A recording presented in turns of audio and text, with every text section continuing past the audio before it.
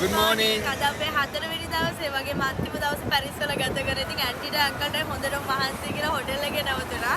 අපි 4 දෙනා super crew එකේ යන ගමන් ලූවර් මියුසියම් එක බලන්න. අපි තනියම යන්න හේතුවකින් අපේ තාත්තා දාලා ආව හොටෙල් එකේ. දැන් අපි යනවා ලූවර් මියුසියම් එක බලන්න. මියුසියම් එක ඇතුළට ගියාම කොහොම වෙයිද වීඩියෝ කරන්න පුළුවන් වෙයිද දන්නේ නැහැ. ඒත් හැමතිස්සෙම වගේ අයියයි මමයි උපරිමම try කරනවා ඔයාලටත් මේ experience එක අරගෙන. Let's go. මේ දවස්වල අපි හැඩ මෙහාට යන ගොඩක් යූස් කරේ පැරිස් වල තියෙන මෙට්‍රෝ ලයින් එක. තේරුම් ගන්නත් ගොඩක් ලේසි. ටිකට් එක තමයි මේක 1.90ක්. පැය එකමාරක් තියෙනවා ඇවිදලා ආයෙ එළියට ගිහිල්ලා ඇතුළට එන්න. Let's go.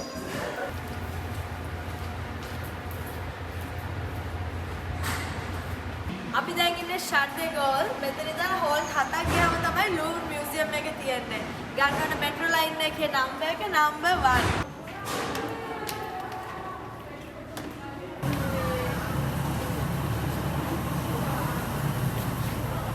guys එකවට වහින්න ගත්ත වීඩියෝ කර ඉද්දි කට්ටියත් එක්කම දුවනවා. මේවා තමයි වීඩියෝ බ්ලොග්ස්.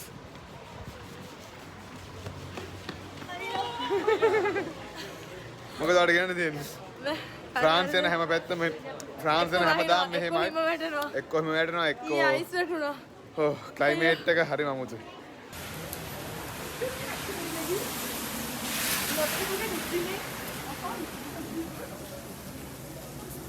Surprise! ඉතින් අපි මේ ෆ්‍රාන්ස් ගමනේදී අපිත් එක්ක ටච් එක හිටපු කට්ටියයි ඉන්ෆර්මේෂන්ස් අහලා තිබ්බ කට්ටියට අපෙන් පොඩි gift එකක්. අපි ගත්තා අතින් ඇඳපු water color paints ලස්සනයි. ඉතින් මේ සෙට් එක තෑගි යවන්න. මේ ටික මට ගෙදර එල්ලන්න. ඉතින් දැන් අපි ඉන්නේ ෆ්‍රාන්ස් ඉටලි ගිහිල්ලා ෆ්‍රී වෙලා හම්බෙච්ච ගාම්ම මේ ටික අපි ඔයාලට ලැබෙන්න සලස්වන්න. Yes. Cheers.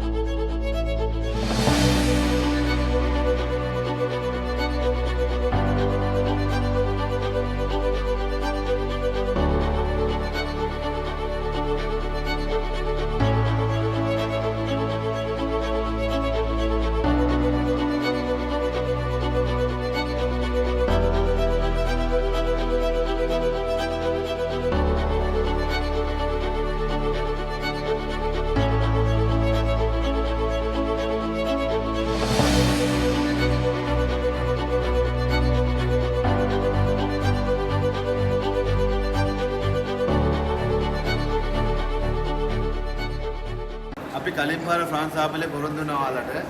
තව පාරක් ඇවිල්ලා ලූවර් මියුසියම් එක ඇස්සේ ගිහිල්ලා විසිට් කරනවා ඔයාලට පෙන්නනවා කියලා. ඉතින් අද ෆයිනලි අපිට ඇතුළට එන්න පුළුවන් වුණා. ඉතින් දැන් ඔයාලවත් එක්කන් යන්නයි හදන්නේ. ලූවර් කියන්නේ ලෝකේ වැඩිපුරම මිනිස්සු සංඛ්‍යාවක් ඇවිල්ලා අවුරුද්දට විසිට් කරන මියුසියම් එකක්. ඉතින් මේකේ මොනාලිසා තියෙනවා. තව වර්ල්ඩ් ෆේමස් ආර්ට් ගොඩක් තියෙනවා. පිරමිඩ් වල ෆොටෝසුත් තියෙනවා. අයියා ඒක බලන්න විශේෂයෙන්ම. ඉතින් දැන් අපි ඔයාලට පෙන්නන්නයි යන්නේ පොරොන්දු වුණා වගේම ලූවර් මියුසියම් අස්සර ගිහිල්ලා කොහොමද තියෙන්නේ කියලා. මොකද ලංකා ගොඩක් කට්ටිය ඇති ආසාවෙන් ඉතින් යන්න බැරුව. ඉතින් ඔයාලගේ ආසාව අපි ඉෂ්ට කරන්න යන්න අපිට පුළුවන් විදියට. පුළුවන් විදියට ඇතුළ දැන් ඔයාලට පෙන්නන්න. ඔක්කොටම කලින් යන්න ටිකට් ගන්න.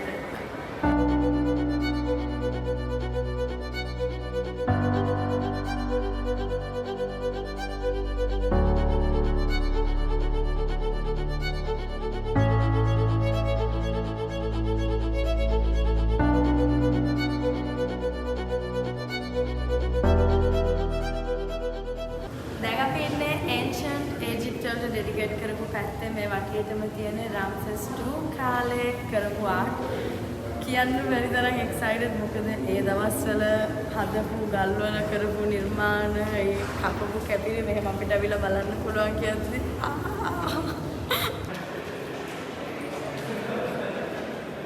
ඊජිප්තුවේ සංස්කෘතිය සම්පූර්ණයෙන්ම ගොඩනැගෙන්නේ නයිල් ගඟ දෙපැත්තේ කියලා ඔයාලා හැමෝම දන්නවනේ. ඉතින් මෙතන වෙනම කලෙක්ෂන් එකක් ඩෙඩිකේට් කරලා තියෙනවා නයිල් ගඟ අවට හම්බෙච්ච කෞතුක වස්තු වලට.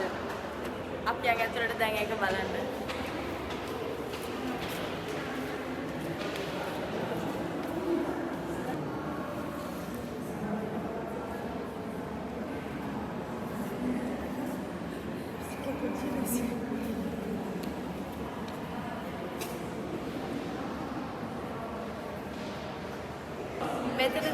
ඉස්සර කාලේ ඊජිප්තු අක්ෂර ඉතින් ඉතාලි වලින් කිව්වෙත් නම් ජෙරොග්ලිෆිෂි ඒ ලියපු කොළවලම ඒ ලියපු තීත්ත වලින්ම ඔරිජිනල් විදියට හම්බෙච්ච ඒවා ඊජිප්තුවේ ඉඳලා මෙහෙට ගෙනල්ලා මේ විදිහට තියලා තියෙන අවුරුදු ගාණක් තිස්සේ අපිට ඇවිල්ලා බලන්න.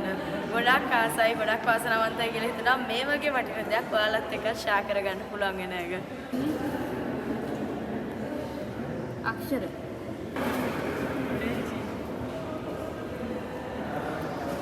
මෙතන තියෙන්නේ සර්කෝෆාගෝ එකක ඉතුරු වෙච්ච කෑලි. සර්කෝෆාගෝ එකක් කියන්නේ මමී කෙනෙක්ව දාන මිනි පෙට්ටිය. ඉතින් මේ තියෙන්නේ මූණ හරිය වහන කෑල්ල, මේ බොක්ස් එකේ සයිඩ් එක. මේ ඔක්කොම උඩේ ඉඳලා යටටම තියෙන්නේ ඒ වෙලෙදී ඒක හොයාගන්න වෙලාවේදී හම්බෙච්ච එකට අදාළ කෑලි සර්කෝෆාගෝ එකේ.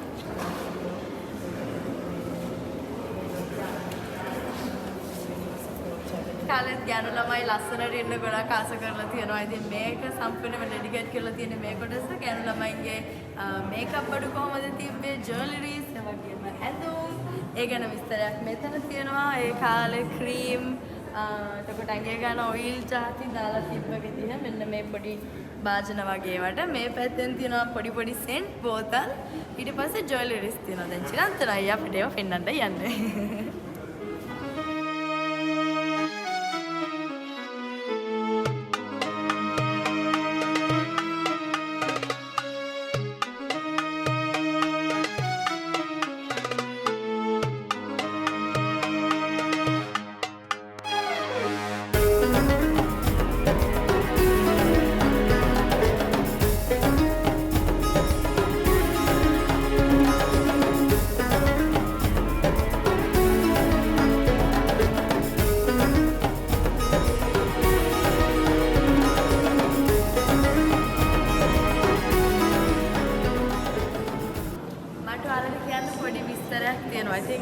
ඊජිප්තුවේ මෙච්චර දෙයක් මෙච්චර වටිනා බඩු ගොඩක් ඇයි ෆ්‍රාන්ස් වල තියෙන කියලා හිතනවනේ. දැන් තමයි ඉගෙනගෙන ස්ටෝරි එකෙන් දෙයක් ඉගෙනගෙන කට්ටිය තේරුම් අරන් තියන්නේ. වටිනා දෙයක් රටකින් හොයාගත්තම ඒක ඒ රටේ තියලා සංරක්ෂණය කරන්න ඕනේ කියලා. ඒත් මේ වගේ බඩු එකතු කරන්න පටන් ගන්න 800 ගණන් වල 700 ගණන් වල අන්තිම හරිය. එතකොට තියෙන තියරි එක තමයි යුරෝප් ඉන්න මිනිස්සුන්ගේ ඒ හම්බෙන හැම ලස්සන දෙයක්ම වස්තු ඒවා තමන්ගේ රටට ගෙන්න ඕනේ කියලා. ඉතින් ඒකයි මේ ෆ්‍රාන්ස් වල මියුසියම් එකක මේ තරම් ඊජිප්තු දේවල් තියෙන. ඊජිප්තු දේවල් විතර නෙමෙයි ලෝකේ වටේම දේවල් මෙහෙ තියෙනවා.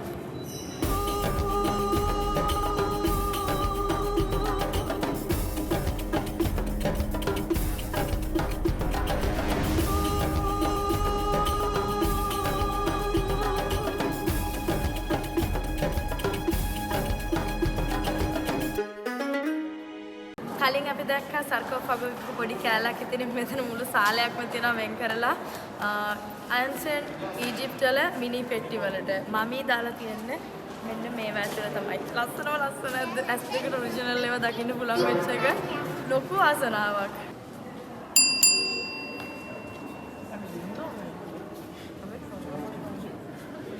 මෙතන පිටිපස්සේ ඉන්නවා ඇත්ත මමී කෙනෙක් අපිට බලා ගන්න. ඉතින් මමී කෙනෙක් වම හැමෝම දන්නවනේ කොහොමද එයාව රෙඩි කරන්න කියලා.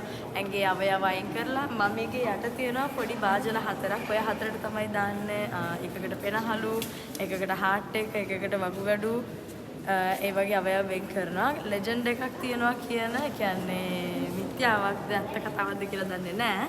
කෙනෙක් මැරුණාම ඒ කෙනාගේ හાર્ට් එක අරගෙන තරාදියක් උඩින් තියනවා කියලා. එහා පැත්තේ තරාදිය එක පැත්තක කුරුළු පිහාටුවකුයි, මේ පැත්තේ තරාදිය හાર્ට් එකයි. ඒ හાર્ට් එකයි කුරුළු පිහාටුවේ බර එක සමානයි නම් මැරිච්ච කෙනාගේ ඊළඟ ආත්මය හොඳ ආත්මයක් කොහොමද කියන්නේ මැරුණට පස්සේ තියෙන ජීවිතයට ඇතුල් වෙනවා කියලා තමයි කියන්නේ යාලා.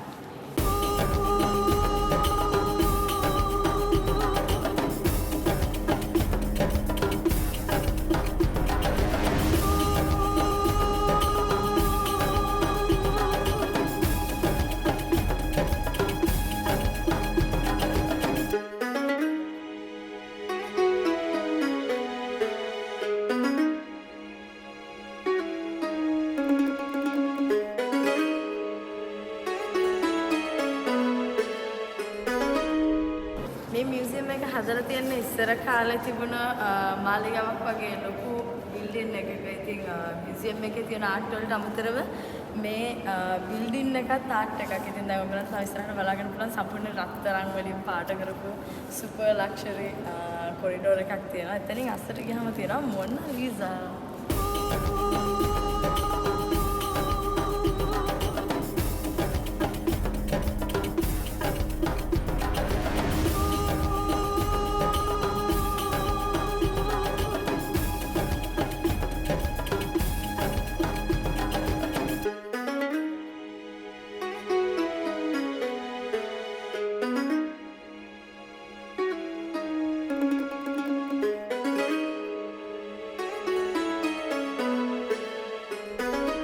දැන් අපි ඇවිල්ලා තියෙන්නේ මොනාලිසා ඉන්න හෝල් එකට පිටිපස්සෙන් ඔයාලට පේනවා ඇති ක්‍රවුඩ් එක වැඩිම වෙලා තියෙන්නේ ඒ ආර්ට් එක ඉස්සරහා.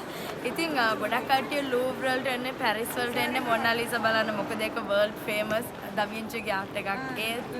ඒකට අමතරව ඩා වින්චිගේ තව චිත්‍ර ගණනාවක් ගොඩක් ලස්සන ගොඩක් ෆේමස් ගණනාවක් මේ මියුසියම් එකේ තියෙනවා. ඒ ප්‍රධාන දේ නිකන් ටූරිස්ට්ලා ලංකාවට සීගිරිය බලන්න එනවා වගේ. ඊට වැරෙන්න තව ලස්සන දේවල් ගොඩක් තියෙනවානේ. ඒ වගේ මේ මියුසියම් එකේ ඩා වින්චිගේ වගේම තව ආටිස්ට්ලා දහදහස් ගානකගේ ලස්සන කලාවල් එක්සිබිෂන් එකේ දාලා තියෙනවා කට්ටියට අවිල්ලා බලන්න. ස්පෙෂලි ඩා වින්චිගේ ආර්ට් ගොඩක් තියෙනවා. මොකද එයා ෆ්‍රාන්ස් එක්ක ලොකු සම්බන්ධයක් තියෙනවා. ඉතින් එයා අඳින ලස්සන චිත්‍ර ෆ්‍රාන්ස් වලට ඩොනේට් කරලා තියෙනවා. ඉතින් ඉතාලි වලට වැඩිය එයා ඉතාලි කෙනෙක් වුණත් ෆ්‍රාන්ස් වල එයාගේ ආර්ට් හැමතැනම.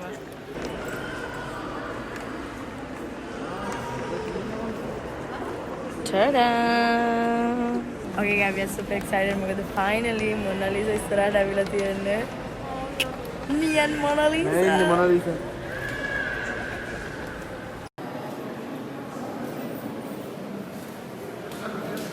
ඔයගලන්ට පේනවා ඇති පිටිපස්සෙන් එන්න ඔක්කොමලා කළු ඇඳගත්තු කට්ටිය තමයි මේක වැඩ කරන අය. ඒ කියන්නේ අපි මියුසියම් එක වහනකම්ම ඇතුලේ හිටියා. ඉතින් දැන් එළියට යන ගමන් පුළුවන් උඩරිම වීඩියෝ කරගත්තා. ඔයාලට විස්තර හොයලා විස්තර කිව්වා. ලොකු සතුටක් ඔයාලම ලූවර් මියුසියම් එක ඇතුළට ගෙන්නන්න එක්කන් එන්න පුළුවන් වෙච්ච එක. මොකද ඇත්තටම ලංකාවේ ගොඩක් කට්ටිය ඉන්නවා ආර්ට් වලට ආස කරන ආදරය කරන මේ වගේ එන්න බැරුව. ඔයාලම මේ වගේ එක්කන් එන්න පුළුවන් වෙච්ච එක අයියටයි මටයි ලොකු සතුටක්. ලූවර් මියුසියම් එක බලලා එළියට යද්දී අපිට මේ පිරමිඩ් එක හම්බ වෙනවා උඩ වැලි අතර තියෙන. මේක උඩ තියෙන එළියේ තියෙන පිරමිඩ් එකේ යට කොටස. ඉතින් ඩන් බ්‍රවුන්ගේ පොත් කියවලා තියෙනවා නම් ඒකෙන් හදපු ෆිල්ම්ස් බලලා තියෙනවා නම් දැක්ක ගමන්ම මතක් වෙනවා මේක මොකද්ද කියලා. පොතේ නම හරි ෆිල්ම් එකේ නම හරි දන්න කෙනෙක් ඉන්නවා නම් පල්ලෙහෙන් කමෙන්ට් කරන්න බලන්න.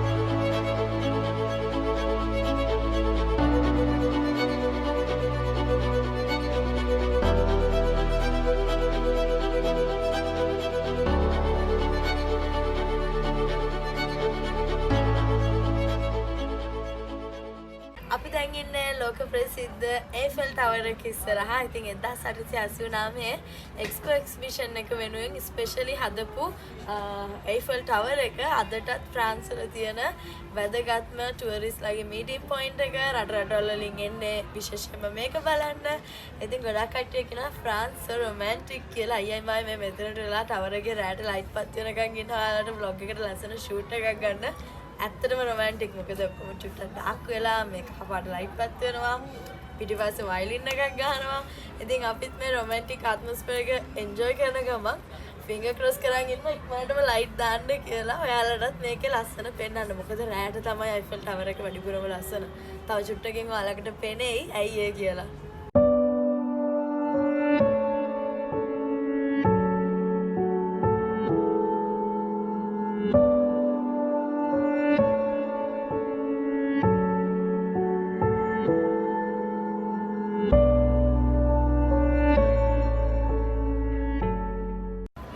කියන්නේ මං කලින් ඕගලන්ට කිව්වා ලස්සන view එක. ඉතින් අපි මේ ලස්සන එන්ජොයි කරන ගමන් පැරිස් වලටත් බයි බයි කියලා පිටත් වෙනවා. මොකද තව පැය කීපයකින් අපි ෆ්ලයිට් එක ගන්න ඕනේ ආයෙමත් මිලාන් වලට යන්න. ඉතින් thank you so much අපිත් එක්ක අපේ මේ family travel එකට එකතු වුණාට මේ පාර වෙනස්ම විදිහ දෙයක් අපි කරේ. ඉතින් next vlog එකකින් හම්බෙමු. තාම දන්නේ නැහැ කොහේ කොයි රටේ vlog එකක් වෙයිද කියලා.